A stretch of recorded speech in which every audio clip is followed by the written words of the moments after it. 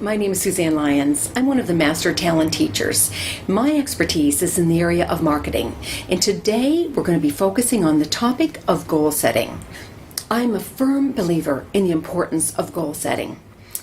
If you didn't have some sort of plan in place, chances are you're going to be following somebody else's plan.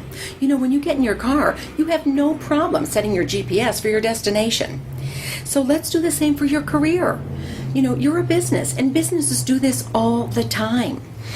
In fact, you're the president and CEO of your company, and I'm going to be interacting with you throughout this whole video series like you are the president and CEO of your company. So let's get started. What I've done is I've broken it down into easy, simple steps. We've got 7 steps in total. Step number 1 is what I call the big picture. It's a really fun place to begin. So what I want you to do is I want you to look out, way out into the future. Let's take 25 years. Something very powerful and freeing about looking into the future before you start making your plans for the 1 year or the 1 month goal. You get to have it be any way you want. There's no rules. No restrictions. It's like I'm giving you a candy store here, and you get to have anything you want.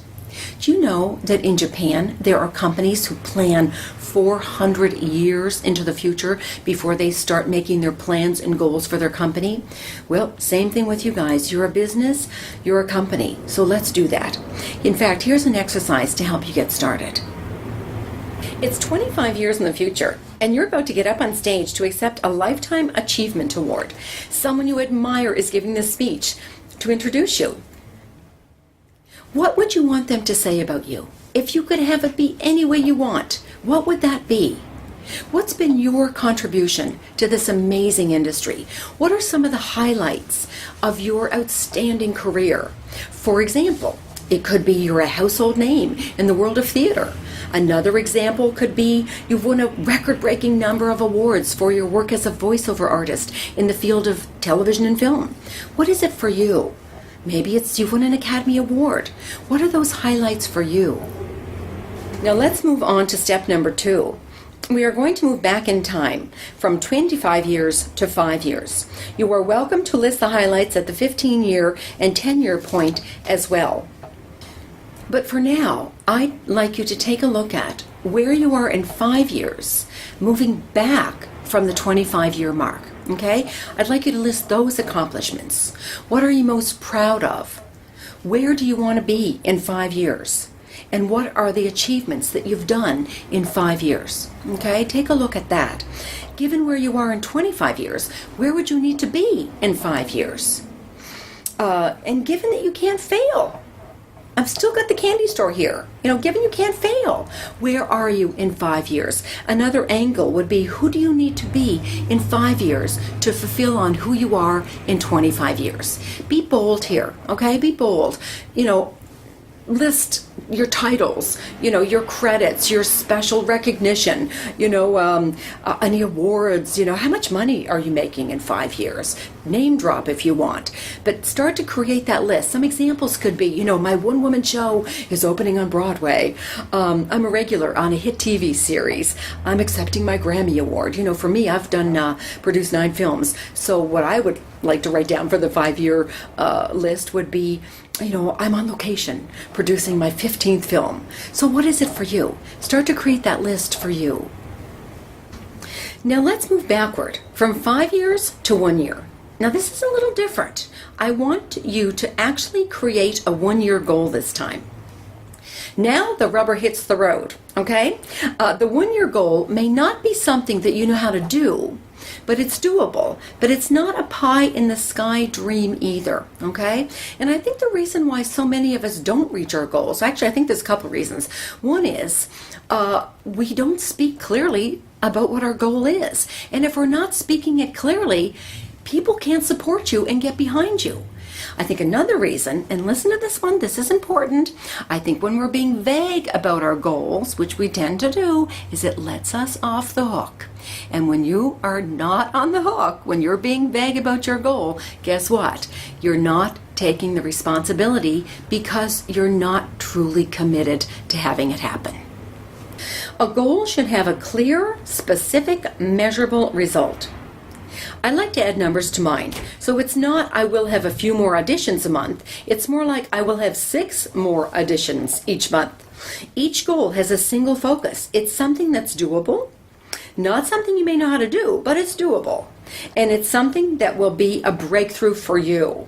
Also, it's proactive, something that you can control. There's no hoping or wishing going on here. Are your palms sweating a little bit? Is your heart palpitating a bit? If not, you're playing too small. The fact that you guys are watching this video tells me that you're committed to your career as an actress, a dancer, a singer, a performer, whatever it is, whatever arena in this entertainment industry. It tells me that you are committed to mastery. So don't play small here, all right? I want you to play big. I want you to go outside, way outside your comfort zone here. Okay, let's take a review just for a second, and let's look at the goal again. A goal has a specific measurable result, a single focus. It's doable. Like I said, you may not know how to do it, but it's doable.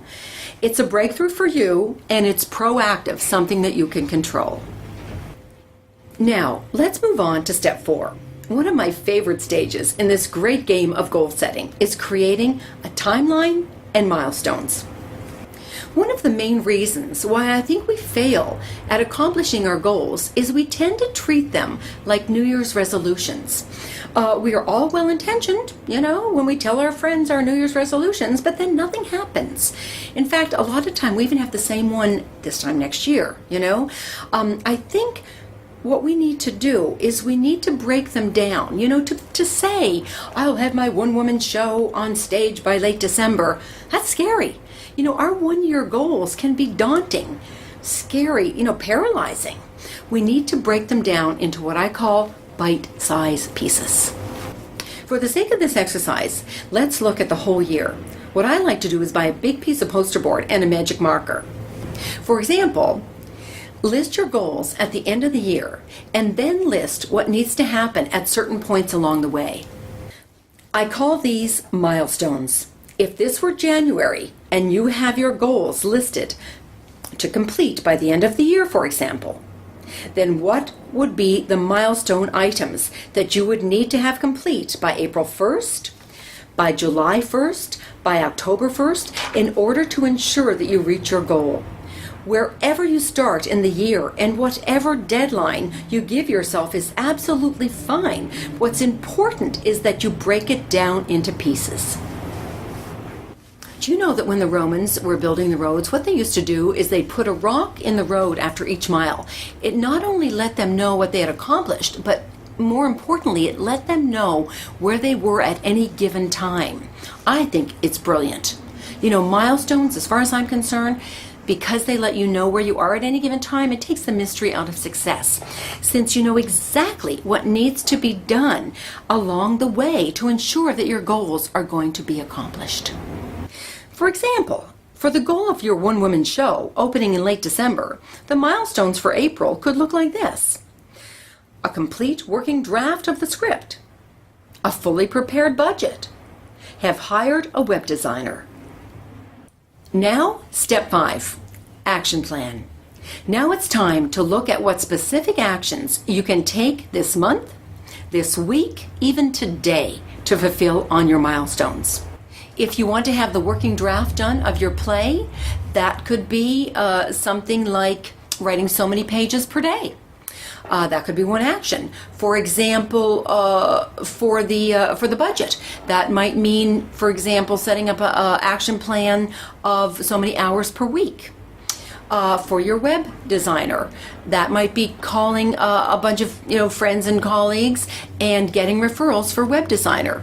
Okay, so there may be a lot of actions. I'm not saying it's going to be just that little list you had of milestones. There could be a lot of actions to take between now and that first milestone. The good news is now, by having that milestone, you know what actions you've got to take. The fact that you've broken it down, you now know how to get there. Moving on to the next step, your statistics. You're going to hate me for this one. I don't care. I am so totally okay with it. You know why? because I think this step is extremely important and I don't want you to miss it. When I was teaching the Flash Forward workshops, I would ask people, raise your hand, if you've been tracking your statistics, and nobody ever did. Nobody ever raised their hand. I couldn't believe it. To me, this one is so important. And I worked with thousands and thousands of people. I even asked my husband one time. We'd only been out here for about a year, and his goal was to be on staff as a TV writer. So I said, "Hun, pick a month through the year and let me know how you've been doing in terms of, tracking your statistics. How many calls have you made, for example, that would move your project forward, get your goal to happen?" And he looked through his day timer, and then he looked up at me. He had picked a month, October, I think he said, and he looked up and he said, "I've made 3 calls." And I said, 3 calls? 3 calls? If you were the president and CEO of your company, would 3 calls have been sufficient? And he said, "Heck no, I would have fired myself months ago." Well, guess what, guys? You're a business. Statistics help us keep track of our progress. It's simple. If the numbers go up, there's lots of activity happening. If they go down, there isn't. Until you've reached your goal, I strongly suggest you keep your statistics. Don't worry, I'm going to make it easy for you. Here is the stats sheet that I used in my workshops. Very easy. As you can see, it's 1 week broken down into columns with a totals column at the end.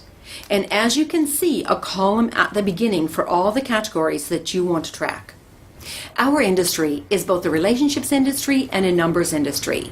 And what this sheet will do is help you get your numbers up. Choose the categories you want to track. For example, number of calls made, number of referrals, number of meetings, number of additions, number of rejections even. Take a minute and really tailor the form to you and your project goals. Get your numbers up.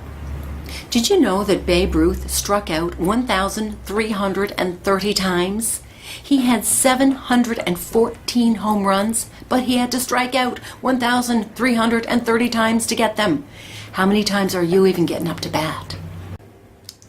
Here's another one of my favorites. I love this one. Step 7 is all about being held accountable.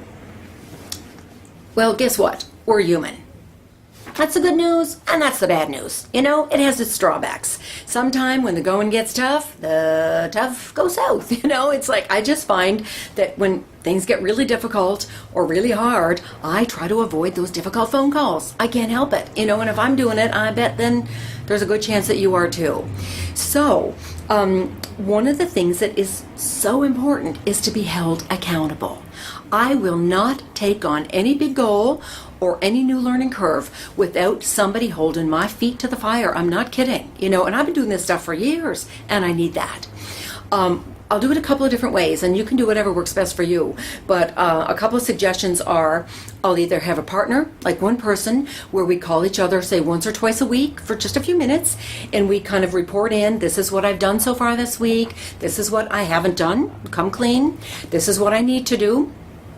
Then another way I've done it too, which works really well, is with a team, a whole team. There was 6 of us that met, honestly, every Tuesday morning for breakfast for 4 years. And we worked on our quarterly goals. And what we would do is we report in on, here's what I've done this week. Once again, here's what I didn't. Here's what I need to do. And then we'd kind of get support and brainstorm a little bit about, what needed to be done to help us along. I promise you guys, take this on. I'm not kidding. It is so valuable. It will make the world of difference. Well, that's it for this session. Next time on Goal Setting Part 2, I will be interviewing industry experts who have used this method of goal setting to achieve their success, and I'll be getting their words of wisdom to share with you.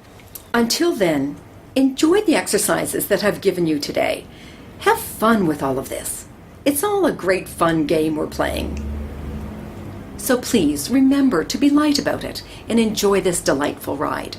Once again, my name is Suzanne Lyons for Master Talent Teachers.